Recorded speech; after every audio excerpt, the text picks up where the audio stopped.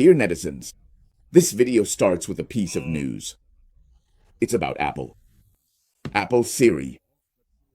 Let me tell you, I'm really angry.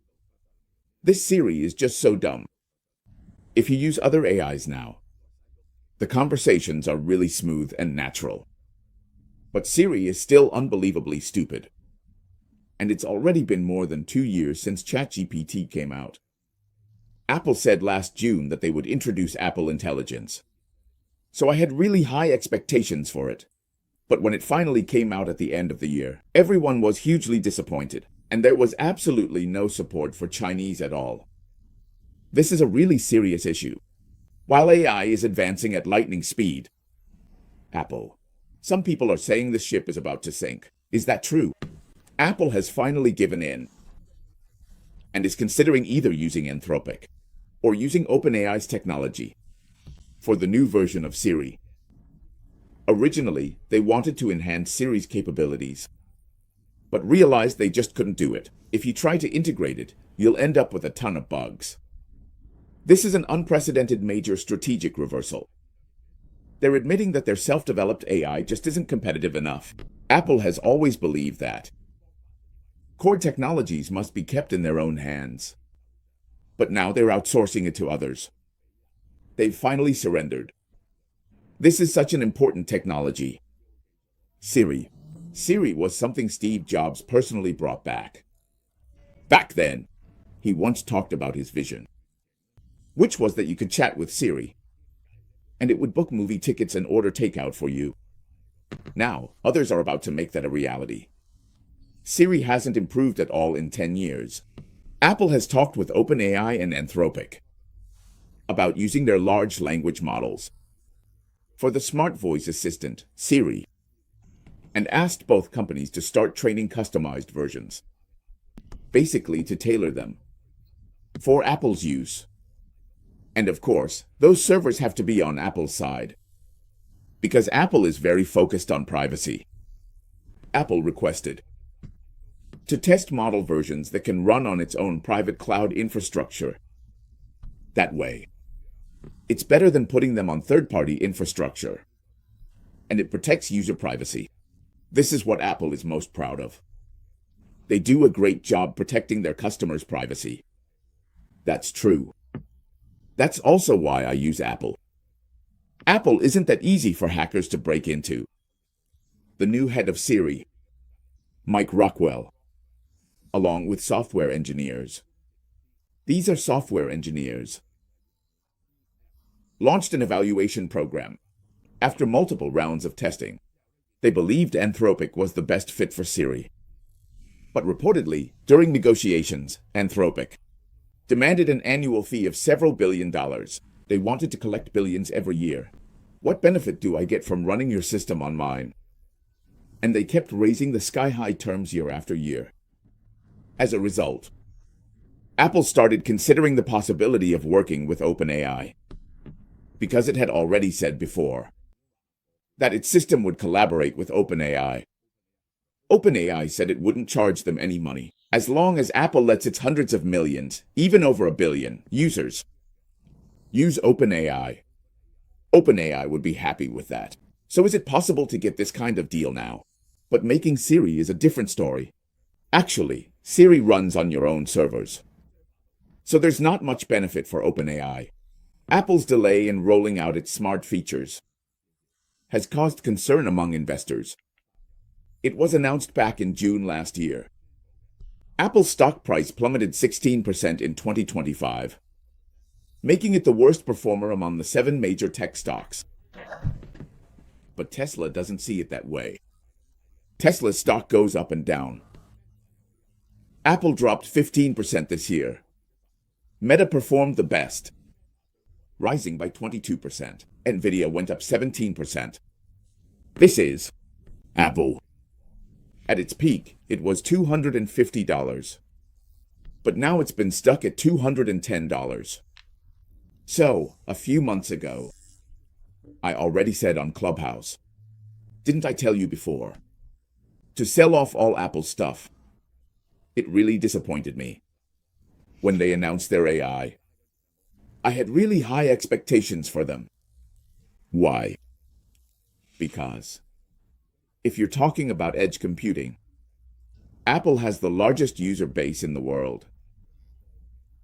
If it's about their edge computing, they're the only ones who can truly integrate hardware and software seamlessly, along with the OS.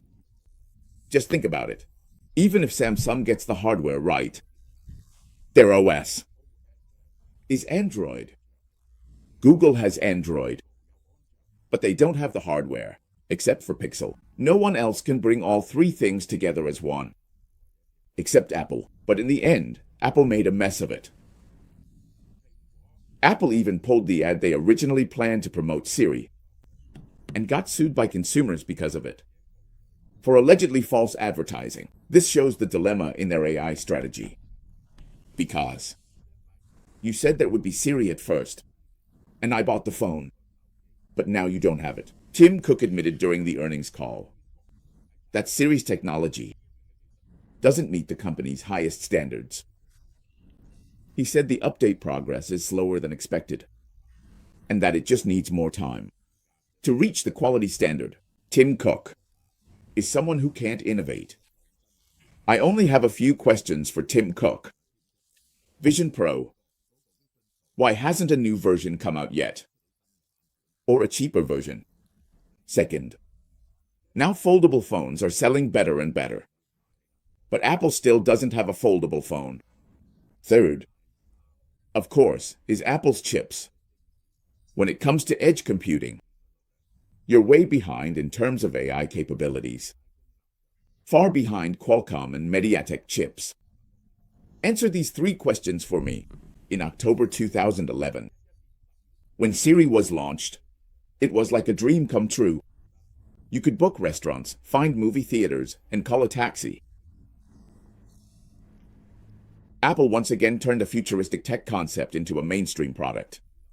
But in my experience, it just didn't work at all. This vision Steve Jobs had for Siri, where you could talk to the internet, and the assistant would handle everything for you. Now, other companies' large language models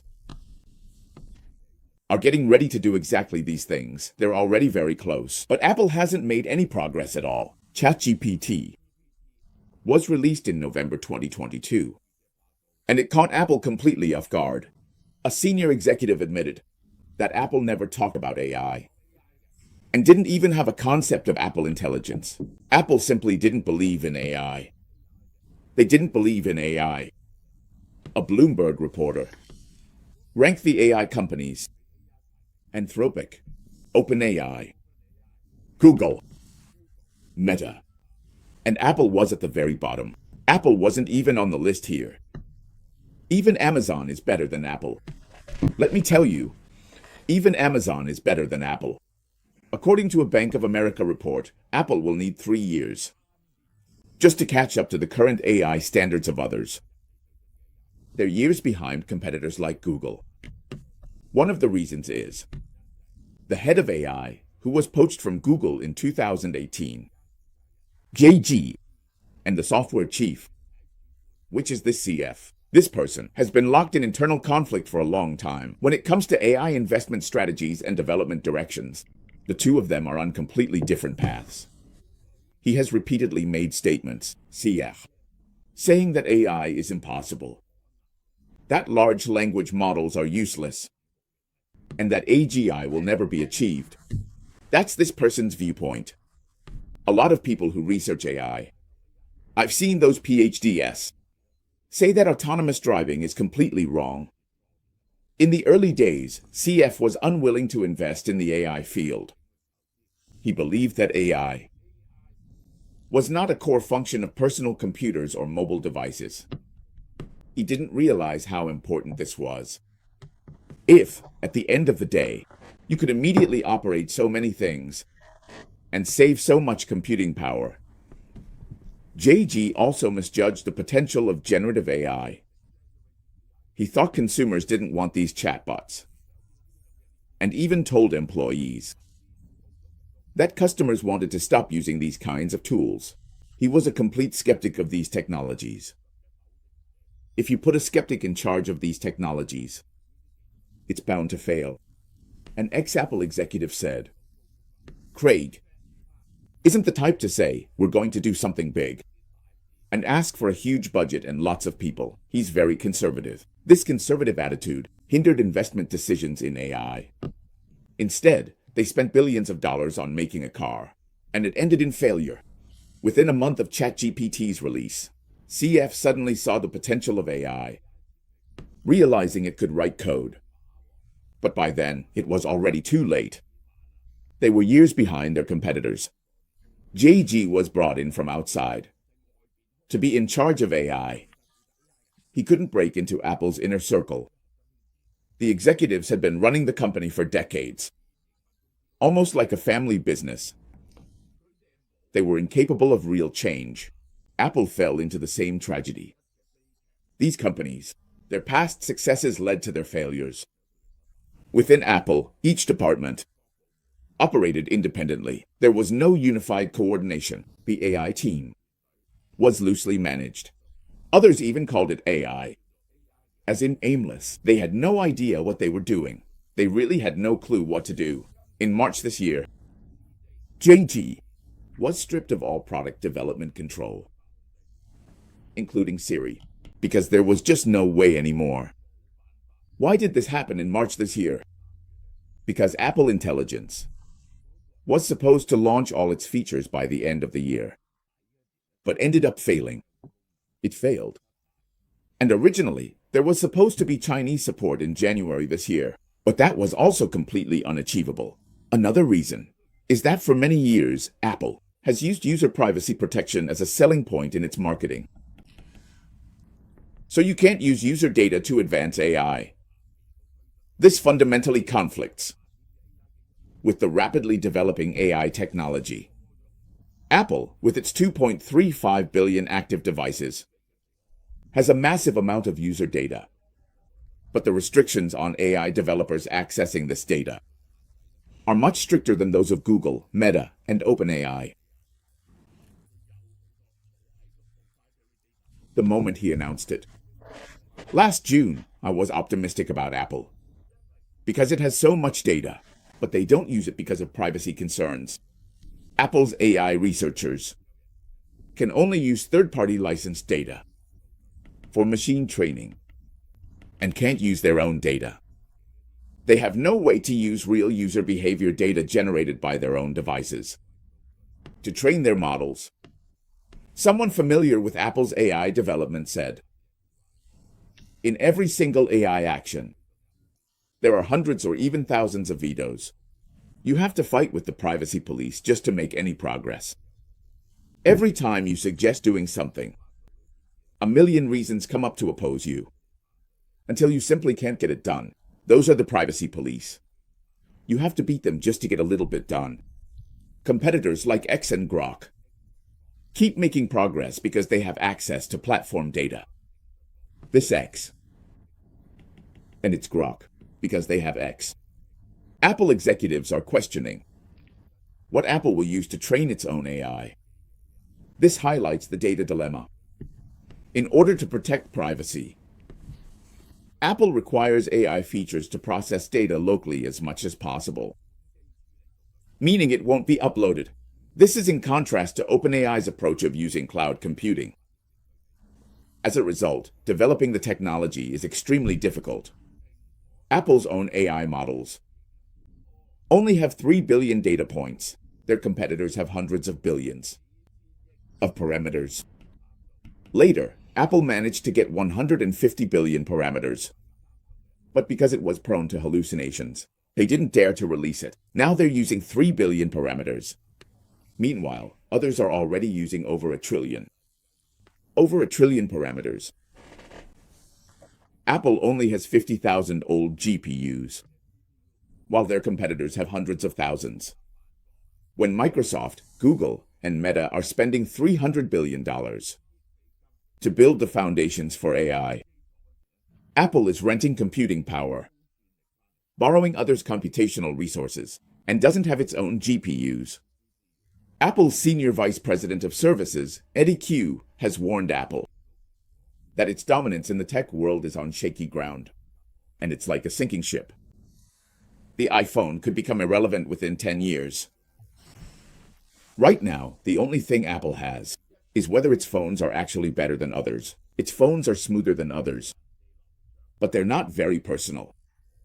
Currently, the highest benchmark scores belong to Samsung, but Apple is protected by its ecosystem. Once you use Apple, it's hard not to keep using it, because it includes the cloud, iPad, and everything is interconnected. Plus, there are millions of apps, and that's how it maintains its ecosystem. But now OpenAI says it's going to make a phone, and once it does, it will completely disrupt you, and your ecosystem will become useless. Because with an AI phone, you can connect all these things together. Analysts emphasize that this year is the key year for Apple to monetize AI. Cook's team has no choice but to make major AI acquisitions to drive their strategy, and the window is already extremely tight. I'm telling you, they'd better go all in and cooperate with OpenAI. And then, they simply haven't invested enough in AI. The person in charge of software should be fired.